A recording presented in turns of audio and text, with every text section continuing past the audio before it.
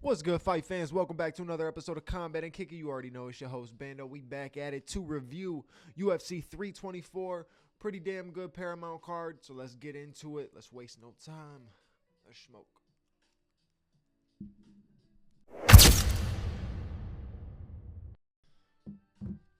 So we're going to start off with the early prelims, just like I did in the breakdown. We'll do the same way in the review. But we start with the early prelims. Man, we had a knockout fest throughout the prelims. I don't know what was going on, but everybody on the prelims brought the heat. If you remember me saying that Ty Miller was making his debut, first fight on the card, making his debut, he ends up getting the knockout in the first round. You move on to the next fight. Josh Hokett got his knockout in the first round at 4 minutes and 59 seconds left of the first round. He was a major favorite. A lot of people were rocking with him in this, and rightfully so.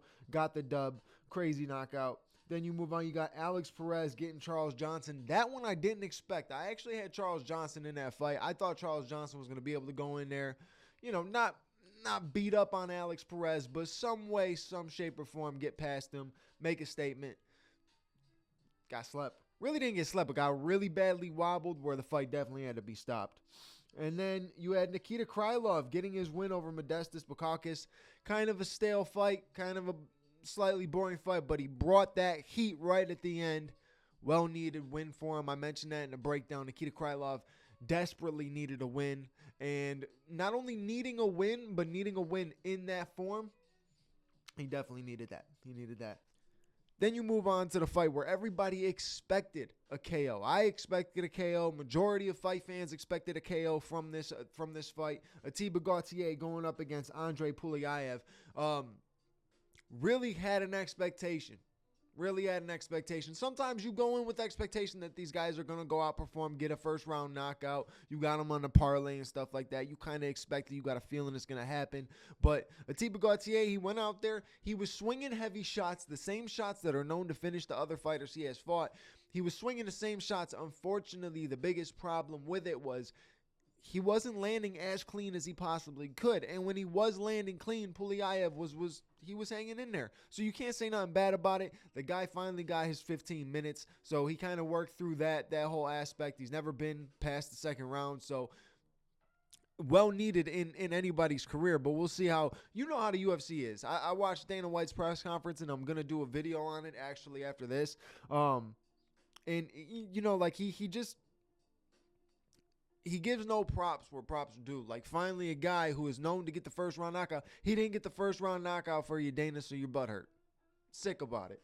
Then you move on to Umar Nurmagomedov against Deiveson Figueiredo. Deiveson Figueiredo missed weight for this fight, so I had an expectation already. If he had a damaging weight cut, which we've seen him in the past drain himself to make 125, and it was unhealthy. And for this one, again, he didn't look healthy at 135.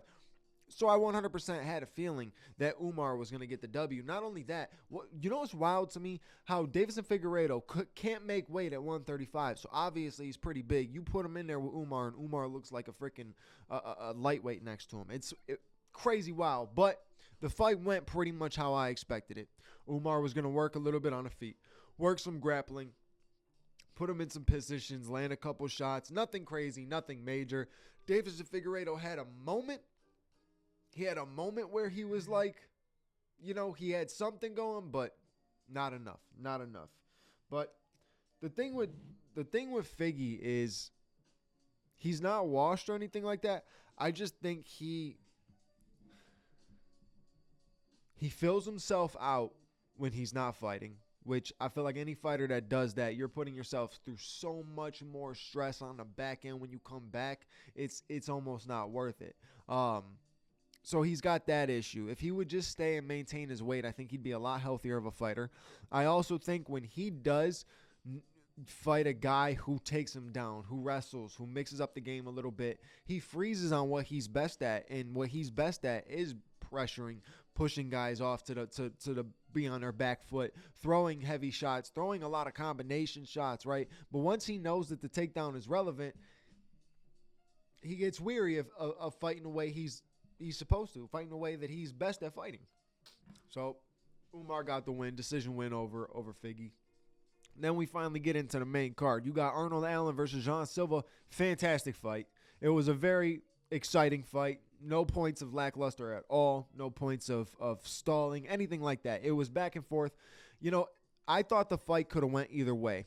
I think the problem was the fact that Arnold Allen took his foot off the gas pedal so much in that third round. And when you have a fight that is that close, I definitely think it was 1-1 going into 3.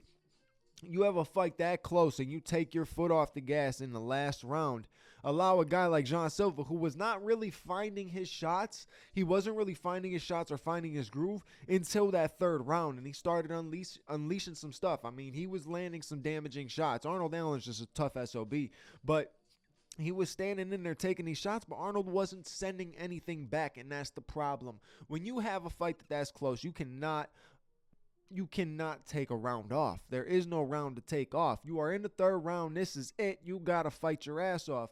And Arnold, it's not like he wasn't fighting at all. He just wasn't doing enough. He was fighting as if that third round had 4 and 5 coming too. Like he was in a main event or something. And he didn't. That third round was it. And he did not put enough on the gas. He took off for some reason, just let up a little bit, wasn't throwing his shots. And maybe because Jean started picking up the pace a little bit. But at the same time, in the third round, collision course, you got to meet in the middle, and you got to trade. You got to trade. You already tried to start doing that in the first and second. You got to trade in the third. And I think Arnold Allen could have won that fight. He could have won that fight. Jean Silva fought a good fight. They both fought a good fight. Jean Silva typically doing the same kind of motions. He held off throwing that right hand like basically the entire first round. Second round started throwing the right hand. You notice anytime Jean Silva goes in with that 1-2 or he'll go with the left hook and follow with the straight right down the middle, he's stepping in with his foot to get behind your foot. So he is stepping behind you when he goes to throw that right. So it's almost like he's automatically knocking you down, or he's going to knock you off balance if he lands it. So therefore he gets something nasty to follow up with. And it's a smart tactic. It's a smart tactic, but a lot of guys, they don't read it. Diego Lopez read it, but a lot of guys don't read it. You got to make sure you can read the fact that his 1-2 is that's his bread and butter right there. His 1-2 is everything. His 1-2 or his 3-1, or 3-2, whatever it is. You know what I mean? Like whatever you want to say it is. If he's throwing the hook and coming with the straight, or if he's throwing a 1-2, or if it's a whatever he's setting up with before he throws that straight right. But that straight right is everything for him. So if he can get that position where he gets you off balance and he's able to land that straight right, it's going to be a tough night for you, because he's going to continue to do it until you find a way to adjust from it. And he really didn't do it to Arnold as much, but he was getting those shots in the third round, and it made a difference. It clearly made a difference, and Jean Silva ended up getting a W. This next fight, Natalia Silva versus Rose Namajunas, pretty close fight. Another close one, another one that could have potentially went either way. I feel like Silva did outland Rose. She did outland, not crazy heavy, but she definitely outlanded her. I just think it's weird.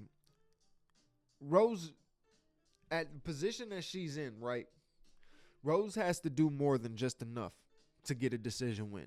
You know what I'm saying? You can't go in there and just put it that close.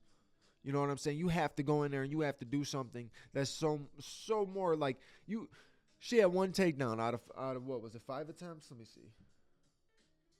5 attempts, she got one takedown, right? 5 attempts, she might as well shot more, right? You just have to do more. The position that Rose is in is gatekeeper right now. And the thing is, they don't want the gatekeeper to get the decision W. The only way they want the gatekeeper to win is if they starch the other opponent. If it's a nasty knockout, if it's a highlight finish, or if it's a war or something like that, that's what they want, right? They don't want a gatekeeper winning a decision. And the crazy thing is, Rose is a former champion who is now a gatekeeper, but that's sometimes how it goes, especially in the women's divisions when there's not that many people on the back end of their career. You know what I'm saying? Now the big wave of the women are finally like kind of moving out, and Rose became a gatekeeper in a way. I'm not going to fully say she is, but at the same time, she's getting fed to the up and comings, and this is like their shot to get into the top 3. Start making noise to have a potential title shot and stuff like that. So she basically is a gatekeeper. But she just didn't do enough. I think neither woman really put their all into it. I think Silva has a very good all-around game, right? Her striking, obviously, what brings her intensity. She has a good intensity. I think she has a great all-around game. I think Rose has a fantastic all-around game, and Rose has beaten the current champion. You know what I'm saying? She's beaten Weili. She's knocked out Weili. Nobody else has ever done that, right? She's the only one to knock out Weili. So it's interesting to see that she's in that same division, but she's getting passed over, right? I don't think Natalia Silva has it when it comes to. Or wait, it's flyweight. Okay, I was thinking for a second I thought it was strawweight, but it is flyweight. She put on a fantastic performance. I'm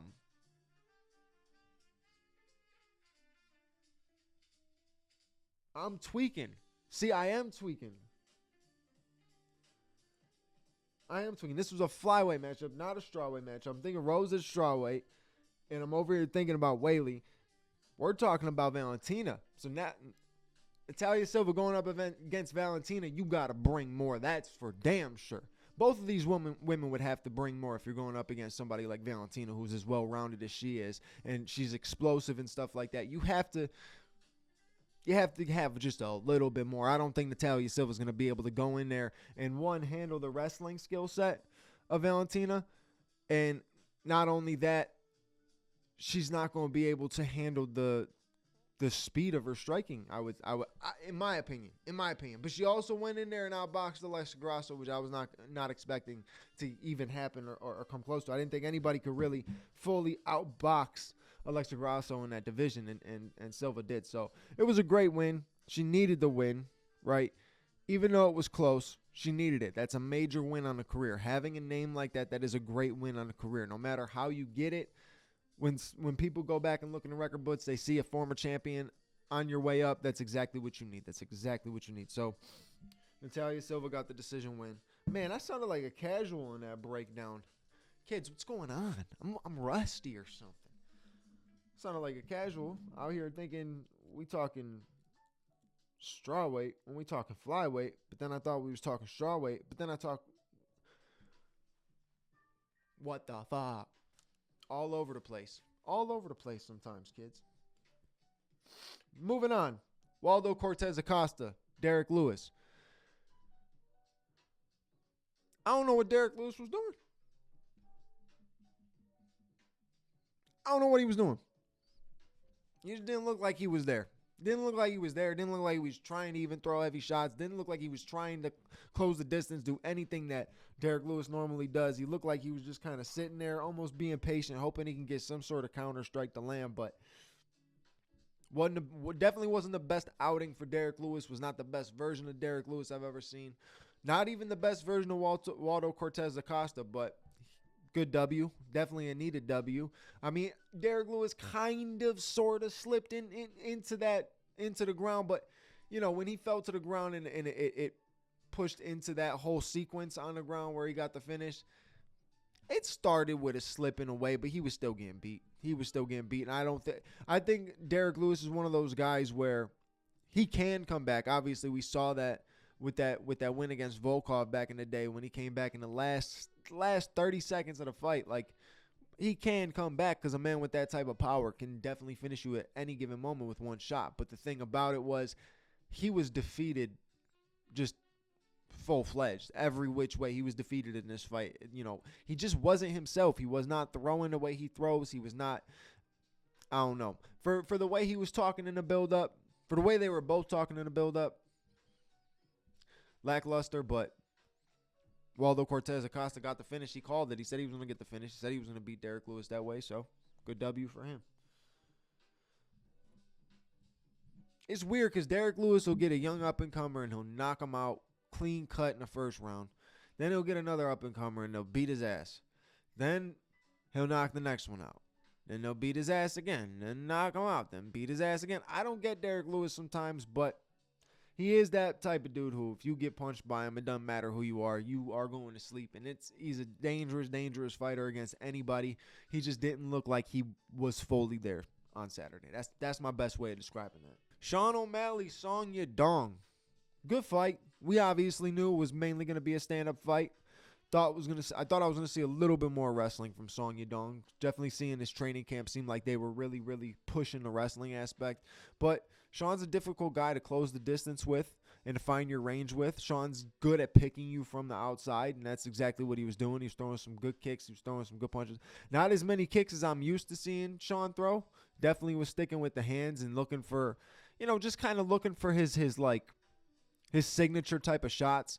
And he was landing some of them. Nothing crazy. He wasn't putting Song Yadong on wobbly legs or nothing like that, but he was landing good shots. Song Yadong is a tough-ass dude. He's got good boxing. He comes in with a lot of intensity, which sometimes could negatively affect him because you gas out in the first round, gas out first 2 rounds, He really didn't gas out, but he did come with a lot of intensity. But Sean fought a good fight. I just think that you kind of can sometimes see a panic on Sean's face. Panic might be the wrong word, but a look of concern on his face when his best shots aren't getting the job done. But I think that's the thing with Sean. Sean's used to his best shots getting the job done. And then when he fought Merab, fought Petr Yan, they didn't get it done. And then he gets into a fight that he wins, and they really didn't get it done, but it got it done by decision. Sean just has to realize he can be the guy that picks somebody apart for 5 rounds from the outside and just does that the whole fight. He doesn't have to get these finishes. He's already exciting enough. And if the fight's going to be on a feet, you're going to see good striking. You're going to see exciting striking. Like I still am on that list of people that want to see him versus Corey Sandhagen. It needs to happen. I think it'll be a crazy striking matchup. It could be either a high volume matchup. It could potentially be a boring one, but I don't see that one be boring. I see that one being exciting. So I can see them definitely matching that fight up now. Even though a lot of people are gunning for Sean O'Malley and Petr Yan too. I get that. There's a lot to build from there, right? But Sean's got to come with just a little bit more than that. Than what he brought to Song Yadong if he wants to actually get the win over Petr Yan, because he ain't getting blessed with a decision again like he did on that last one. Look, at the end of the day, we all know he got blessed on that decision. He really got blessed on that decision. Petr Yan outlanded him and wobbled him, hurt him, was hitting him with heavy shots, got him on the ground, threw him down multiple times. Petr Yan won that fight. And I think Sean is at a position in his career where having those Merab fights really put some veteran knowledge into him, right?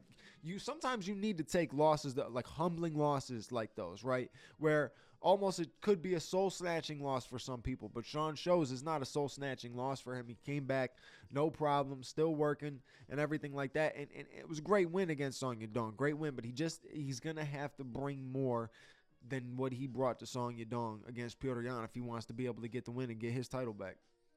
All right, well, we move on to the fight of the night main event, Paddy Pimblett versus Justin Gaethje. Justin Gaethje is your new interim UFC lightweight champion, 2-time interim UFC lightweight champion.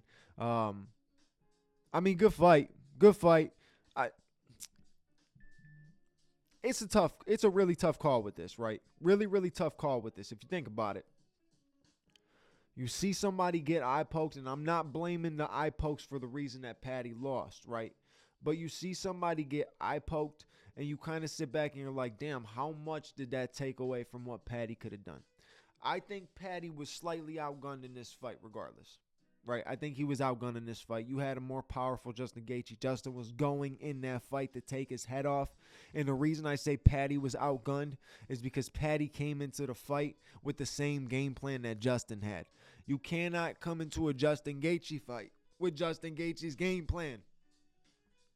You're going to lose every time. And if you do it, right, and Paddy showed that he is one tough MFer, bro. He is tough, legitimately tough. Justin was hitting him with some violent shots after those eye pokes, too, where he was in a extremely vulnerable spots. Justin was landing some heavy shots, and Paddy stayed with it. So I don't think – I'm not saying that the eye pokes are really the reason that Paddy lost. I think, like I said, he was outgunned anyways. The game plan was not what he needed to win this fight.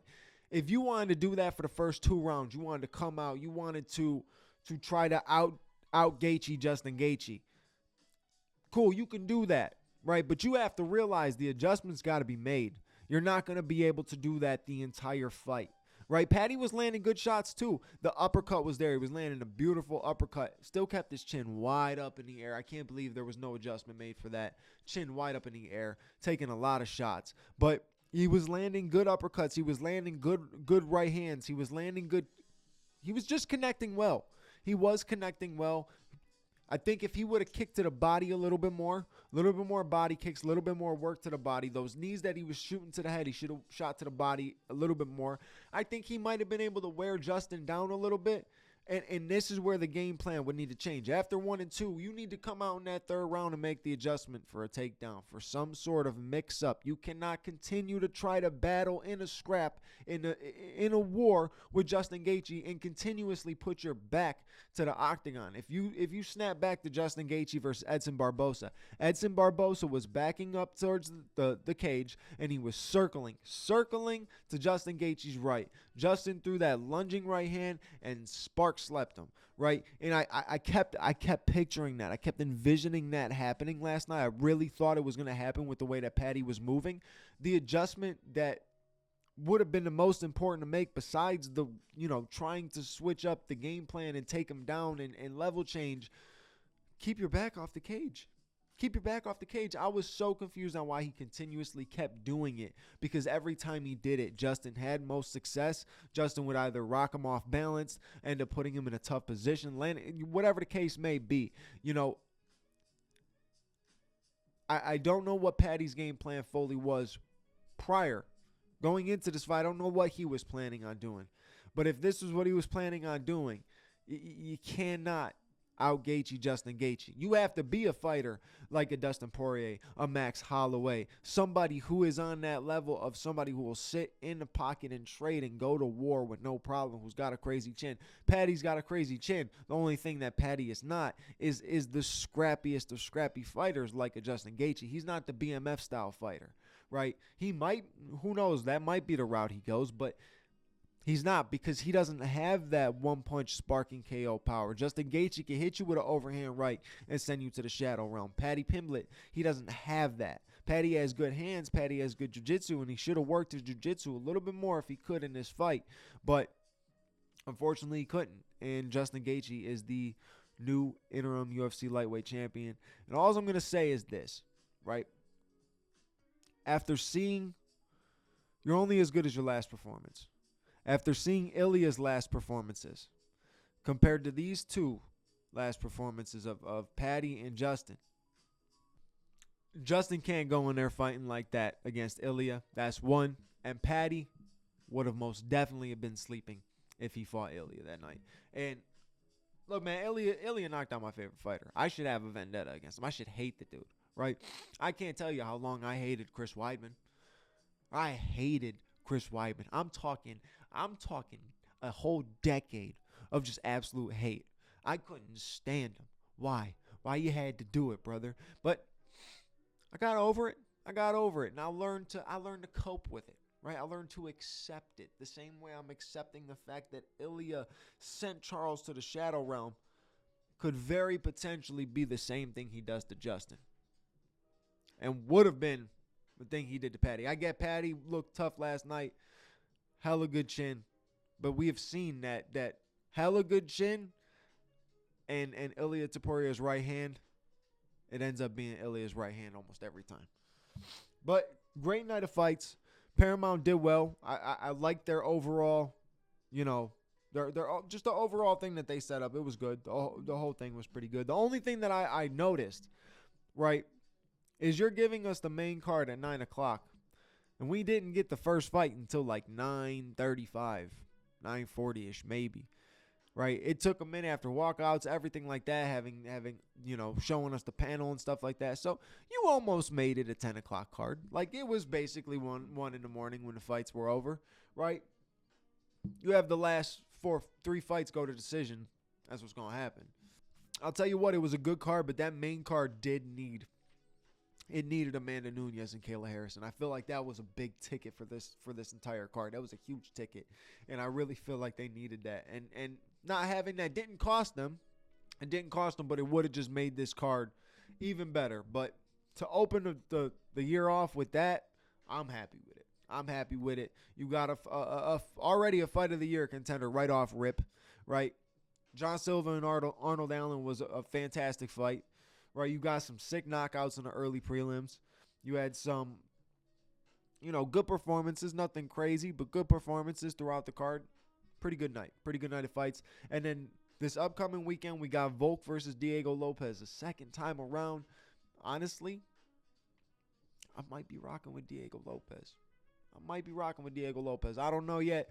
You'll see. I'm going to go through the breakdown. Like I said, I'm going to do an episode right after this one on Dana White's UFC press conference and just talk about some of the stuff that he talks about, because Dana's definitely checking out. You could tell he's checking out, and I just want to get into that a little bit more, and I don't want to take another 20 minutes on the same episode to do it, so give you guys 2 episodes to watch. But I appreciate you guys for watching this episode. You know what to do. Like, comment, and if you haven't already, please subscribe. When I say comment, I mean it. Comment. Drop some comments down there. Tell me who you want to see fight, want to see like matchups, who you thought did good at UFC 324, what's your predictions for UFC 325, all that type of stuff. Dog me, troll me. Let's go. Let's have some fun in the comments. I need a little bit more action in the comments. Apparently the comments boost the algorithm. Can't never say that word. Algorithm. Boost the algorithm. So help me out. Subscribe. Like, comment, subscribe, and hit the bell notification button so you know when the next episode is out. Your boy Bando will catch you on the next episode. I am out, bitch.